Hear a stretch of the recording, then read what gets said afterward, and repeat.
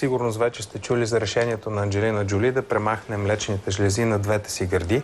Причината – мутация на ген, който сериозно увеличава риска от рак на гърдата и на яйчниците. Генетичният тест отнема около година и може да достигне няколко хиляди лева. Повече в репортажа на Марина Цекова. Анджелина Джоли се подлага на двойна мастектомия, защото се страхува, че жесте и деца могат завинаги да загубят майка си. Вече мога да кажа на децата си да не се безпокоят, че може да ме загубят заради рак на гърдата. Те могат да видят моите малки белези и това е всичко. Защото останалото е мама, такава каквато винаги е била. Чувствам се силна, защото съм направила важен избор, който по никакъв начин не намалява женствеността ми. Мутации в два гена могат да доведат до фамилен рак на гърдата. Тези мутации се предават през поколенията. Тоест, всяка жена, която е носителка на тези мутации, може да предаде на своите деца 50% вероятността да предаде или да не предаде тази мутация.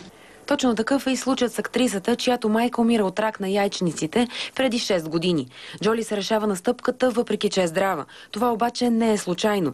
Статистиките сочат, че една на всеки 10 жени се разболява от рак на гърдата. При хората с генни мутации от рак се разболяват 8 от 10 жени.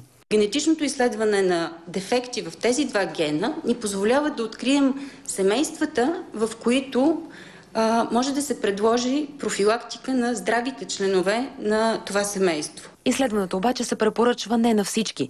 Важен критерий е в семейството да има няколко близки роднини с рак на гърдата или яйчниците. Друг показател за изследването е жената да се разболяла преди 40 годишна възраст. Не е икономически оправдано да се прави подобно изследване при жени, които не отговарят на критериите. Профилактиката често пъти налага отстраняване на двете гърди.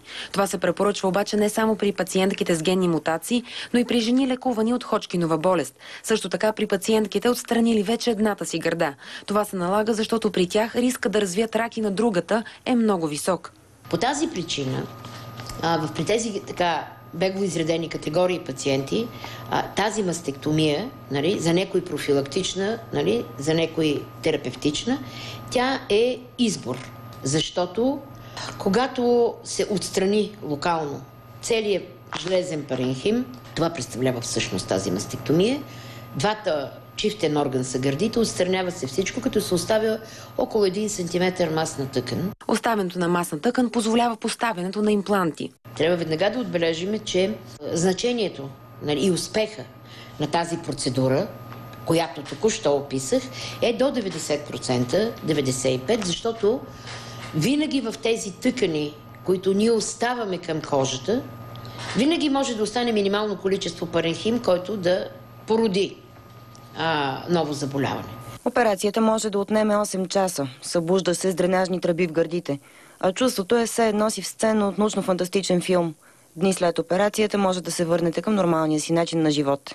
По данни на експерти, през последните години расте броят на жените, които се решават на профилактично отстраняване на двете гърди. Това е защото хората са убедени в правилността на подхода и защото искат да се спасят. У нас обаче броят на операциите нараства бавно. Причините? Броят би бил значително по-голем, ако се създадат повече условия за този генетичен скрининг. Също така трябва да се променят някои взаимоотношения в Министерство и Каса и трябва да знаят, че тези пациентки, които примерно като деца са лекувани за Ходжкинова болест, облъчени, те са много силно заплашени от развитието на рак на гърдата. Значи не трябва да чакаме то да се появи. Профилактичната мастектомия не се заплаща от здравната каса. Поставянето на импланти също е за сметка на пациент. Държавата не поема и разходите за генетичното изследване, чиято цена може да достигне до няколко хиляди лева. В другите европейски държави това изследване се прави от години и се заплаща от здравната каса, когато се прави в пациентки, отговарящи стриктно на критериите.